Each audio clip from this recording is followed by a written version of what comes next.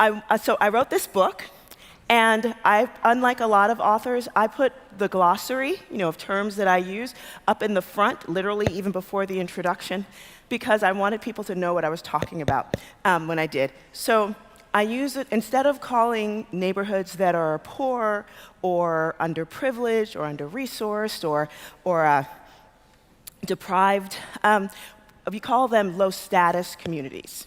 And status, I know, is a word that a lot of people are very uncomfortable with, and I understand why, because it involves, there's a higher status and a lower status, and most people are uncomfortable with actually even saying that, even though we all know it's true. But you all know where the low-status communities are in the cities that you live in.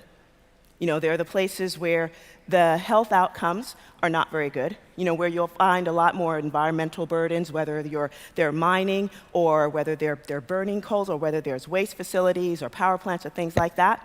And of course, people are generally poorer as well. And so, but what it really implies is that both people from both the inside and outside of those communities, they know that that inequality is assumed in those areas. And you see it especially in terms of the type of real estate developments that happen there.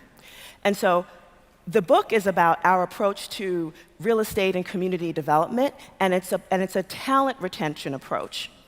And so for those of you that are entrepreneurs, own businesses, whether you're family or otherwise, you don't hire people to be in your company to expect them to go and work for somebody else. You pour resources into them, whether it's benefits, whether it's snacks or vacations and decent pay, although that's usually not the main reason for satisfaction in one's job, why people stay with companies. You want them to stay and lean into your own, into what your company is doing. So that talent retention is an approach that actually not only companies, but cities have been doing since forever. But the same thing can happen in communities. And so there have been some talent retention strategies at play in those areas. But in terms of the type of community that I'm from, which is a low-status community in the South Bronx in New York City, we actually had a talent repulsion strategy attached to where we were from. So this is the South Bronx in the 1970s and 80s. Poster child for urban blight in many ways. So we had years of financial disinvestment. This building on the corner with all the stuff that's been broken into, it was a crack house. So folks would go in there, went into this building that was abandoned, and that's how they would do crack right in a place like that. I saw this pretty much every day on my way home to school, on my way to the subway, which took me to one of the best high schools in the entire country, of the United States anyway, called the Bronx High School of Science. And I was led to believe, early on, that since I was one of the smart kids in my community, that I was going to grow up and get out of there. I was absolutely expected to measure success by how far you got away from a community like this. So again, this was a talent repulsion strategy kind of attached to this. It was very different from the type of community that my father, who was part of what Americans called the Great Migration, of black folks that moved up from the kind of Jim Crow laws, which was the subjugation of white folks and white supremacy against black people, in the southern parts of the United States, and they moved up north for the Great Migration. So that's my dad in the early 1940-ish when he met and married my mom. She was pregnant with one of my older brothers in this picture. At the time, it was mostly a white working class community. And white working class, and it was actually an interesting part of the city where there was a residential area and then there was an industrial area, and people would walk to work. Actually, our town, my neighborhood, actually did a lot of steel, so much so that we were called Little Pittsburgh. But like many black folks from down south, everybody's looking for their great American dream, and then later on, black and brown people from the Caribbean also moved up north, all looking for their great American dream. And white flight, which was a term that the real estate industry used, which basically described, when white people were told that their houses were going to lose value, and the blacks were coming, so they should just sell early and cheap.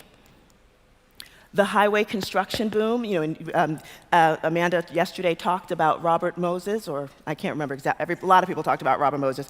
He was the master builder in New York State. Not like the coolest guy for a bunch of us, especially in neighborhoods where the kind of network of highways that he built literally destroyed communities almost overnight in many cases. So this is one of them in the Bronx. This is part of the Cross Bronx Expressway. Whole thriving communities, people with generations of families and homes and businesses gone. Redlining was a term that was used by both financing and banking industries, where they would literally shade areas and with red lines and coloring to say where they were not going to make any kinds of investments. So what happens if you can't get the kind of capital to build or to rebuild or to just maintain either your home or your business? It's going to go into disrepair. And since we couldn't get much of that, there was a lot of financial disinvestment going on in the communities. And what we saw was often, like the businesses in particular, where there was manufacturing, either went offshore to overseas or to right-to-work states that actually had less kind of laws that we did for this kind of stuff, and a lot of it were environmentally burdensome facilities, waste facilities, power plants, the kind of things that also had a really negative impact on your public health as well. And I like to think this is about the time that I came in. I was around, I'm sure I remember this picture, I was a little less than 4, and I'm actually pretending I'm on the phone with Santa Claus, and I'm here saying, I'm here with the Easter Bunny, and I've been a very good girl, so please be nice to me at Christmas. But this is what I grew up with.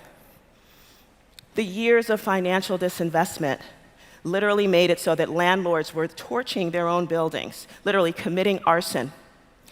Paying people to do that, and add to that the fact that so many of the buildings were old. Many of them were built around the turn of the 20th century. So at this point, they needed some work, and they weren't getting it. And so landlords were torching their buildings. Some of them were just falling into this, caught in the fires that happened. And so this is the South Bronx that I grew up with. And there were issues. Don't get me wrong. There were things like, there was definitely crime. We had drugs that were introduced, into urban areas within the states in ways that we never really saw before. And this was the kind of thing that we saw pretty much every day. But one of the things that was super interesting was that regardless of the kind of stories that I saw on the news at night, which I saw many, about how terrible my community was, there were also, I knew because I saw them every day, we did lose a lot of the population because of the fires and everything else in our community, but there were still people there who were just like heroes to me. And that persists to this day. These are current pictures of people from my neighborhood who are filmmakers, who are doctors, who are lawyers, who are daycare providers, provide that kind of sustenance to our community. They're in the legal profession, they're business people, they're like social media influencers, they're all sorts of folks like that. The lady on the left-hand side of the screen in the Cozy with My Rose t-shirt, she started one of the first bookstores we've had for a long time in the Bronx called the Lit Bar, and it stands for lit like literature and lit like tipsy because she combined books and wine, and it's really wildly successful. Entrepreneur from right near where I live as well. If you're into celebrity chefs, like this is Marcus Samuelsson, one of the most famous ones in the States right now. On the bottom picture, the young man in the middle, his name is Christian Navarro, and his family is actually from the South Bronx, and they still live there. And he's actually this amazing working actor. He made a big splash on Netflix a few years ago in 13 Reasons Why, and he's still doing still doing the good work. But all this to say, it doesn't go good there, good. All this to say is that the fact that people were led to believe that there's no talent, that no amazing folks that are in our community, it kind of always gives me pause because it's not true, but that's often the way that we believe, and again, or that what we're led to believe. So again, when I was younger, I absolutely measured success by how far I would get away from the neighborhood. I was reading well before I was 4. And I was a smart kid, had this great imagination, and so hearing things like, you're going to grow up and get out of here. You've got a great brain, and you're going to use education and be out. And I did, and that was my job, or so I felt that was going to be my life's work. And I did up until I didn't. So I got into graduate school at NYU, and unfortunately, I needed a cheap place to stay, which was my mommy and daddy's house, my old bedroom. And getting there was a really interesting time because I didn't want to be there. It felt like it was a defeat to have to come back home to a place that I tried so hard to get away from and was successful to a certain extent. But when I got back to the neighborhood and realized that there was a few things going on, that the neighborhood that I thought that I was running away from and that I wanted to run away from was actually not what I thought it was, because I thought it internalized so much, of the negative things that people told me about my neighborhood, that media said about people that were, poor communities like ours, that were just these bad places. And I was just like, maybe that is a part of me. But then I realized through the fact that at the time our city and state was planning on building a huge waste facility on our waterfront, in addition to all the other ones that we had. And that's when I realized this is happening because we happen to be a poor community of color and thus politically vulnerable. That's why this is happening. And so, guess what? I was actually happy that I had that education and that distance that made me see that crystal clear. And that's when I realized that low status communities, again, inequality is assumed by people who both live inside and outside the neighborhood. We're led to believe that the problem is with us, but that's the way that development will be, and we will be treated that way. And so, but seeing that, knowing that this is how our city started to look at us, I couldn't unsee it. There's nothing else I could do except take a good hard look at it, and then ask myself, so what am I going to do about it? And so I did get involved with the solid waste management, plan advocacy to make sure that there was much more sustainable ways to deal with the waste that we produce as a city, and that it didn't continually discriminate against the poor communities of color that was mostly handling it. But that's when I also realized, but we need to be fighting against something, but what are we fighting for? And that's when I started to get very involved, in much more project-based, in solutions-oriented approaches, and why talent retention as a strategy became such a thing for me. So we would ask people, so where do you take, when you think about the community that you want, where do you go? And parents in particular were just like, it would be great if I could take my kid to a park in my own neighborhood, but there aren't any to take them to. And I know this doesn't look like a park, because it's not, or it wasn't back then. But we kept getting these notices that the U.S. Forest Service was planning, to support threatened urban rivers because they were under threat by all the forces of urbanization, whether it was discharge and pollution or just overuse, blah, blah, blah. And so it was just, in the Bronx River in New York City, the Bronx River was literally only freshwater river in all of New York City. And this was what I kept getting literally targeted and being asked to write a proposal. And I didn't even know that we had a city. I didn't know that we had a river in our community. It was not entirely true because I saw it on a subway map, but because there was so much infrastructure, so much, dumping and industry along it, I actually never saw it from my own neighborhood. And so after a while, so at one point I'm out jogging with my dog, I move and she pulls me into what I thought was just another illegal garbage dump on the river. Turns out she took me through this dump that was actually the remainder of a dead-end street that dead-ended at the Bronx River. And that actually was supposed to be yet another part of a highway that was going to connect, into the other highways that Robert Moses built. So, haha. And but when I got to the river and realized, oh my gosh, here's this incredibly beautiful, 100 meters of just great, beautiful water in front of me, and I couldn't see it because there was also, 300 meters, of trash behind me.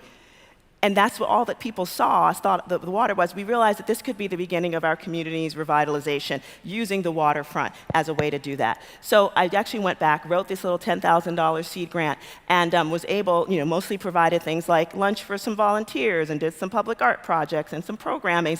And we were able to really turn it into essentially this, which is our beta version. And it was just okay, that's cool, but guess what? Even though people had said what we really want to do is have a park in the neighborhood, we didn't have the experience of having a park in the neighborhood, so we had to programming down there to help make it happen. So unless you liked roller skating all by yourself like this guy did, but most people like to hang out with other people. So we built the programming. So whether it was boat building, we did a lot of parties on the waterfront. We had a really nice time just doing canoe rides, just showing people that we actually did have a waterfront within our community. And this is one of my favorite pictures, and I have a lot of favorite pictures of me, but this is my favorite, because I am simply posing in this photo. I was so ready for my close-up, it wasn't even funny. And so there I was, and so that's actually that was Amanda Burden's old boss and her buddy, the Parks Commissioner, Mayor Benepe. And so being at this moment in my life, after 7 years, I think, getting it to this point, this was actually announcing the $3 million that was going to go into transforming it from, it's the state that I've sort of founded in, to our little beta version. Not terrible, but then this. And so, thanks. So this is the Hunts Point Riverside Park as she exists right now. And so seeing it in this space, especially amongst community members who honestly did not think that anything nice could happen in their own community, was just one of the most remarkable feelings that I still get every time I'm down there and see people enjoying it, and with such love and affection. And I got married there back in 2006, and that was a dog that literally pulled me into the park, bless her soul. And it was this really incredible thing that just still exists in so many ways, because now it's this incredible space where people have embraced it. And that's my dog Xena with her well-deserved award for excellence in urban design.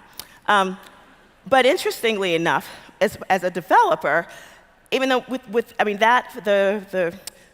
developing that park really taught me a lot as well, about what people see as their future. So as a developer, one of the things that we strive to do was really try to understand, what were people looking for in the communities that they desired.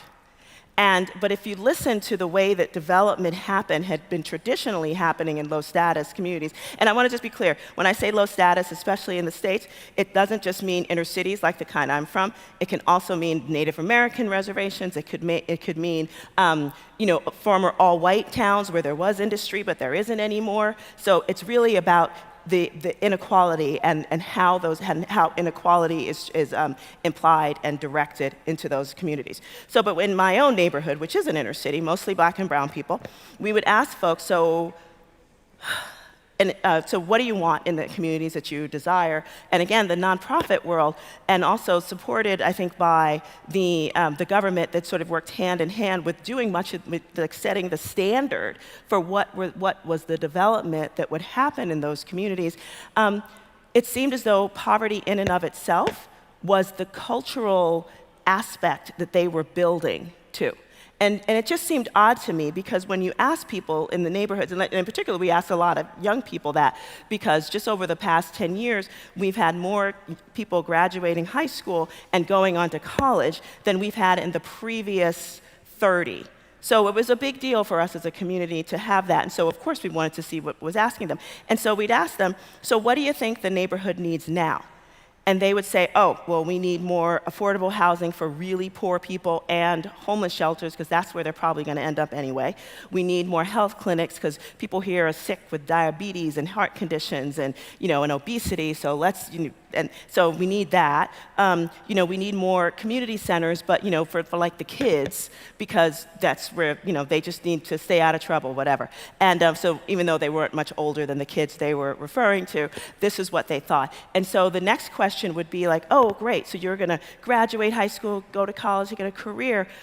Are you going to come back to this neighborhood or a neighborhood like it? And they would physically recoil. They would say, no, those are markers of poverty. Why would I want to come back to a place like this? I want to go to a great place that I could feel good in. But again, those were not the kind of things that you heard that kept getting built within our own community. And so when we asked the question to our friends and our neighbors, and actually to lots of folks, we did hundreds and hundreds of surveys, because we wanted to get a better sense of what people were looking for. Did they believe that poverty in and of itself was a cultural attribute? Is it something that's worth preserving? We wanted to see, and another question that we would often ask people, well, where do you go and spend time? Where do you spend your money? Or in other words, what are you looking for in the community that you desire? And guess what? The things that were readily available and present, within our communities, not the things that they wanted. They wanted the kind of things that made them feel good about where they were. That's what they really, really wanted. And in all of our survey data, totally and absolutely said that what they wanted were those things. The cafes, the bars, the restaurants. We call that lifestyle infrastructure, the kind of things that make people feel really good about where they are. And included housing. People like them. They wanted to be inspired by people, but they also kind of like the idea that their example could inspire others as well.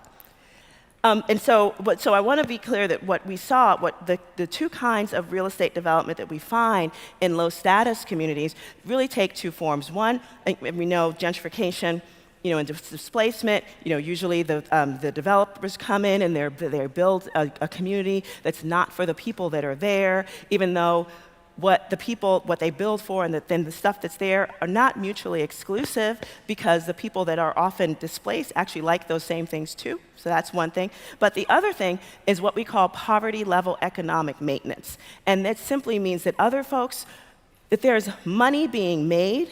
As a matter of fact, billions of philanthropic and government dollars go into low status communities, but the quality of life, economic, health, and otherwise, does not get better for the people that are in there.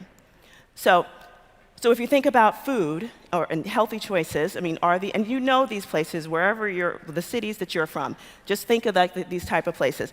Will you find a diverse array of food options, healthy, farmers markets, green markets, good supermarkets, not so great supermarkets, fast food. Do you just find greasy spoons, restaurants and fast food joints? Are there the kind of local economic developments that make you wish you had other places to shop? And if you have the capacity to shop there, you do?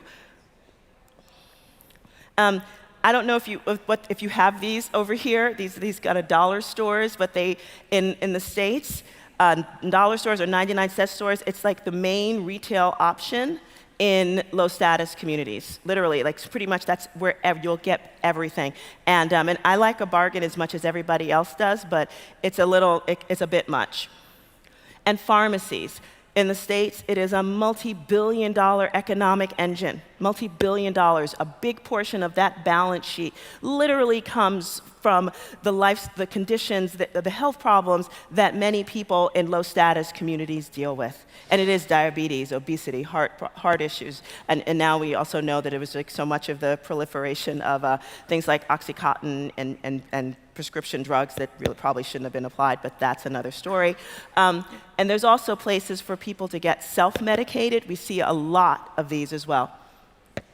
If you want to save your money, you will not have such an easy way to do it in low-status communities, but you will absolutely find places that will charge you for the use of it, whether they're check cashing stores that literally charge you to cash your checks or to pay a utility bill or something like that, pawn shops, rent-a-centers. Again, they charge you a premium for using your own money.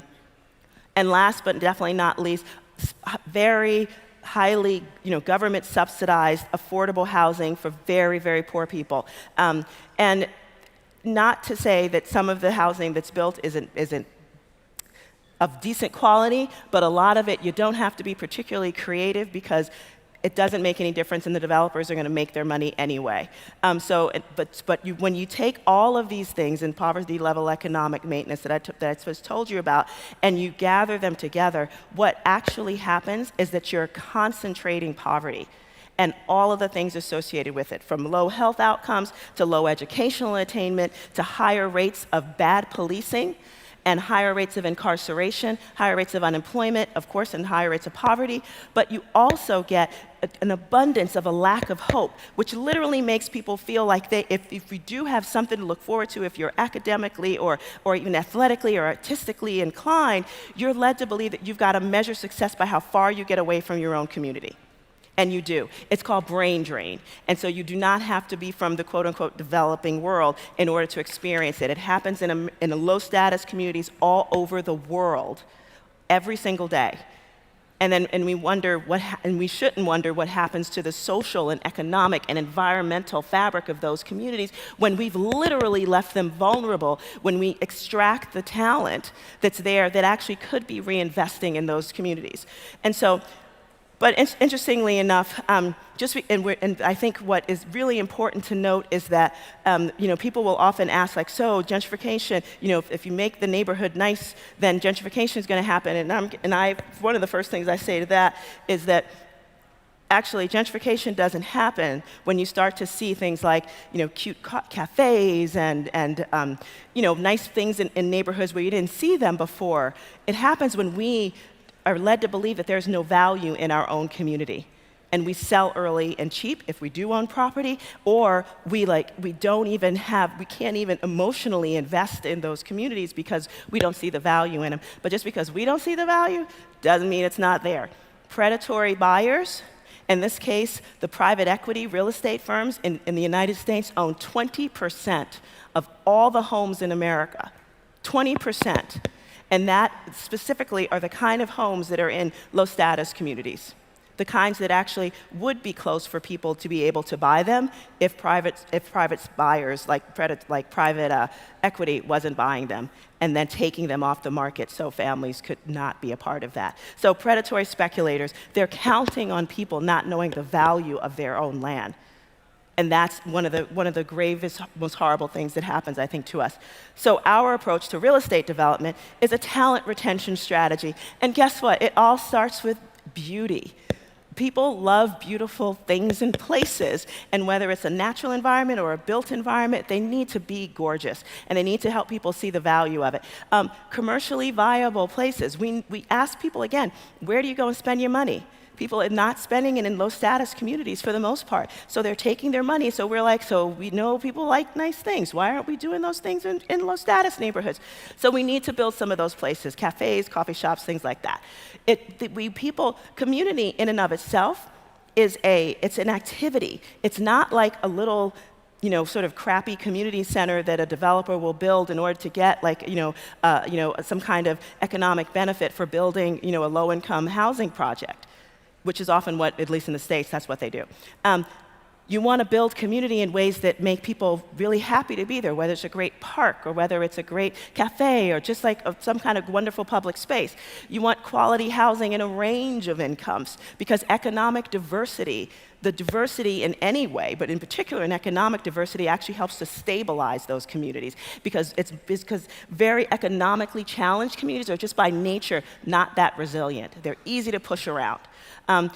Nobody wants, people want access to decent jobs and business opportunities. No one wants poverty conflated, as part of their culture. It doesn't feel good. We want to feel good about where we live. So this spot, the place that I used to walk by for the 4 years I was in high school on the way to get myself, use an education out of my neighborhood, one of the first ways we practiced our talent retention approach, we turned that into the Boogie Down Grind Cafe. The Boogie Down is another name for the South Bronx, and the South Bronx, for those of you that don't know, is the birthplace of hip-hop. So you are all welcome. And it was a really kind of amazing place to be. And so it's an homage to that part of our culture that we love and we want to support and give more to. But the space in and of itself is one of the first social, third spaces that's neither work nor home, but promotes this opportunity for community to gather and hang out in. And so we've done things like have, community. There have been events there from open mics and spoken word, photo shoots, all sorts of super fun things happen there. But what's interesting is that, it's in the States at least, coffee shops and cafes are the kind of things that literally are considered the harbinger of gentrification. Like they're like in poorer communities, especially of color, people, oh, thank you, bless your heart. I love you. Thank you so much.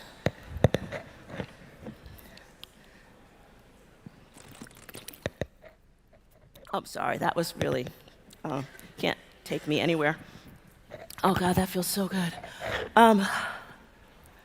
So in the States, You often find that when people, when in low status communities and someone said there's a coffee shop, people are like, oh my God, a coffee shop coming, it can't possibly be for us, which I always found really kind of hilarious because, first of all, coffee comes from the blackest and brownest parts of this world, and it is literally the blackest beverage on the planet. And why we can't claim it, I don't understand, and I'm just like, sorry, I'm taking some of that back. And especially the retail part, which is the really more high value part of it. So it's just like, I don't understand, but I understand because usually that's the first thing in the States that a developer does. They build a coffee shop hoping that wealthy white people will want to come visit.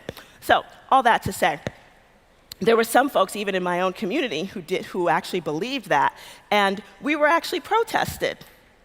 It was a really kind of interesting thing. If you've never been protested, I'm not advising it to happen, but it is a really interesting thing when you start seeing, just like the emotions of things come up. And it's kind of amazing. So yeah, so I was considered a sellout, selling out my community, and I was gentrifying it, and all this kind of really interesting stuff. But what was fascinating is that the day that we were protested was the same day that we were hosting at our cafe a workshop to get people 0% interest loans who were local business owners and local homeowners. And so the irony of the situation was not lost on me, and it wasn't lost on a whole lot of other people, thank goodness, because they were there, and literally the next day after we were protested, we had the best day in revenues at our cafe, because people from the neighborhood were like, what? No, that's just stupid. Here, I don't even like coffee, but I love you and what you're doing, so here, I'm gonna buy something. And this is one of the first investors in our cafe as well. Second generation Jamaican immigrant, she's Honduran, her husband's Jamaican. They invest in our cafe, and we've actually encouraged lots of others to invest in a locally owned community resource that's also a business as well in the community too. So this is actually for you architecture, and I know there's a bunch of architecture geeks out here. This was a building that was designed by America's first architect, Cass Gilbert. And so he did the Woolworth building, the US Supreme Court building, some other really awesome stuff, and he also did little rail stations. Back when the rail service was actually like it was kind of like the internet of its day, like that's where all the rich guys' money was going into. So to get somebody like Cass Gilbert to design a station was a big, big deal. But the rail service ended back in the 1930s, and then it was turned into like a little mini storefront. The person who owned the ground lease died back in 2011, I think. And then we acquired this building because it literally sat at the gateway, to our neighborhood. Literally, 10,000. Well, at that time, about 15,000 people live in the community. 100,000 people are right across it because it's a major transportation hub. And so when we acquired the building, we weren't quite sure what to do with it, but we knew that we had to fix it up a little bit, so we hired some kids from the neighborhood to design and paint a mural there. But the plan is now to transform it into an event hall. So this is what it looked like back in the day when it was first done, and after doing the initial demolition.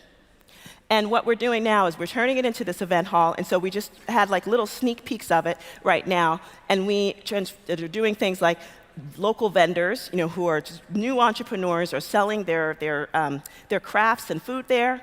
They're turning it into, we do lots of events. There's a Bronx-born filmmaker and actor named Malik Yoba, who did a film series on real estate in New York and featured black and brown developers. I was in the first episode, so he actually included me in that, so we did screenings like that.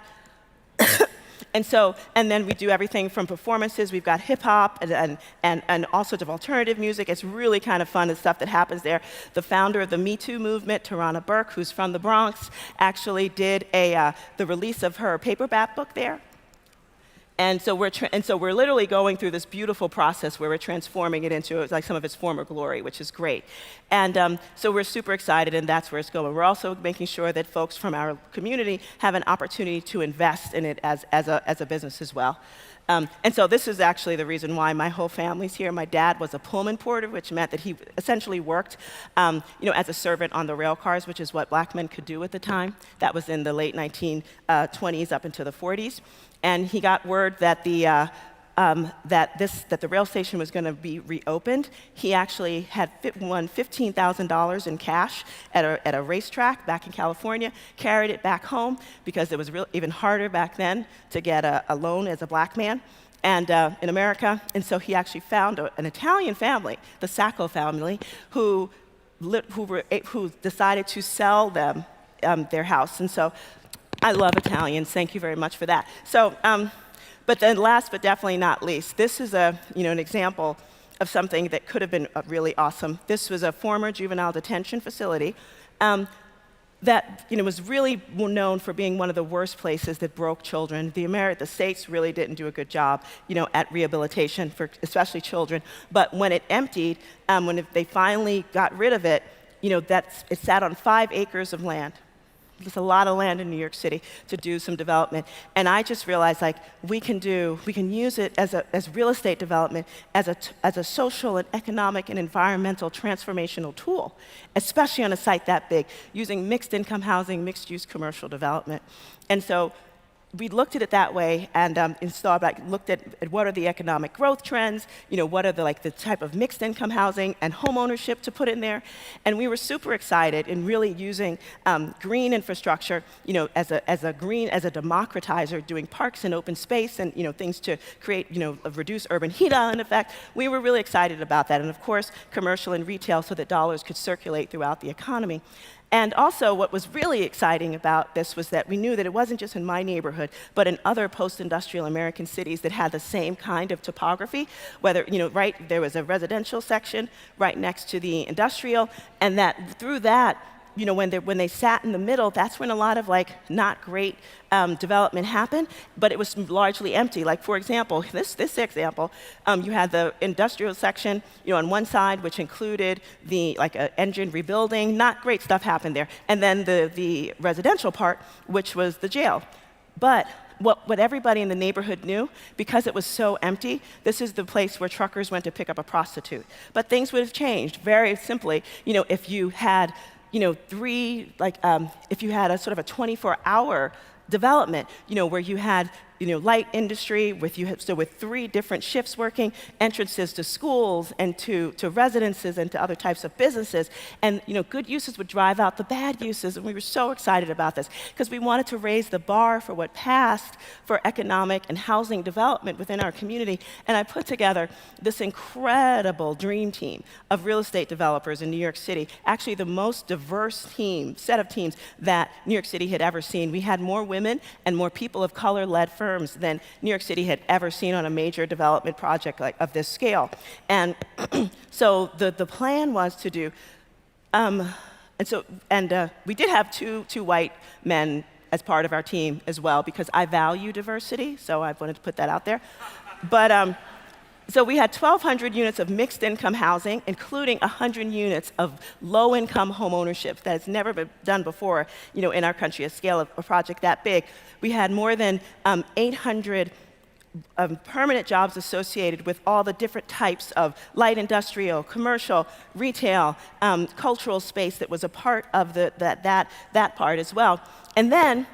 And so we were super excited, and we were like, look, and this was actually under Amanda's, we actually put out the idea for doing this while Amanda was still, a commissioner at the Department of Planning in the city. And that part loved it. Really, they went all out, put together a whole task force of how could we do something this cool in New York City? It was very inspiring. So when it finally came to fruition, it actually went out to bid. I was just like, okay, so if we don't win this, somebody at least as good, if not better, which I didn't think anybody was going to be better, but at least somebody as good was going to get this. I was utterly confident of that. I should not have been so confident, because my city, under a different administration, basically did the same thing that most administrations did, which was to stick to status quo development in the city, in low-status communities. And so what they ended up building was just another very low-income housing project with a health clinic, and a community center. And the team was composed of only 2 white male developers. And that's it. So I like to close with this quote. It's from Dr. King's letter from a Birmingham jail. If you haven't read it, you really should. I so hope it's translated into Italian. Because he's essentially, he's responding, he's sitting in a Birmingham jail, like in the middle, of the segregated South. I mean, people are trying to kill him on a daily basis. And he's responding to an open letter in the Birmingham paper from 30 or so white clergymen who should have known better, but they didn't. Saying things like, hold off on this integration stuff, brother. And he was like, no, we need to be impatient, very impatient, because our communities are suffering in very, very real way. And you need to understand why that impatience is valid. And it's an amazing letter, truly. But having gone through what I've been through, watching my community burn, start to be brought back, recognizing why folks are leaving, and what we would need in order to invest back in it in an emotionally beautiful way so that we can stop building the kind of monuments, to despair that literally have gotten us in the situation that we're in right now. Or create the kinds of, things that remind us of all the hope and possibility that can show us that we don't have to move out of our neighborhood in order to live in a better one. Thank you.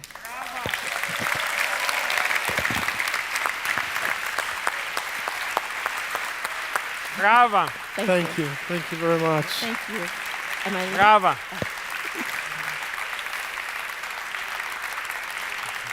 It's great to see, it's great to see how these words and how, of course, the images and the passion that you brought was very well understood. And again, I want to underline how great it is to see that the majority of the people are young audience, because that means that, it's important. There is a hope. There is a hope, yeah. And I mean, the idea of staying in your community, staying within your community, staying within your neighborhood is a very powerful call to action. So again, thank you.